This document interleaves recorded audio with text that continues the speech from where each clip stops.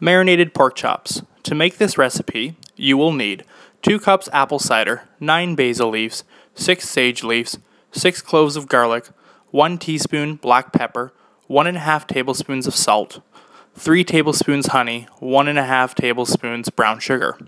Mix all the ingredients together. The way I like to do this is by using a blender to blend all the ingredients together. Put pork chops and marinade in a plastic Ziploc bag. Marinate for 1 hour. Cook the pork chops on medium-high heat for about 5 minutes per side. This will give the pork chops a nice sear on the outside. Finish in a 375-degree oven for 15 to 20 minutes. Let the pork chops rest for 10 minutes at least. And then you can enjoy this delicious marinated pork chop recipe.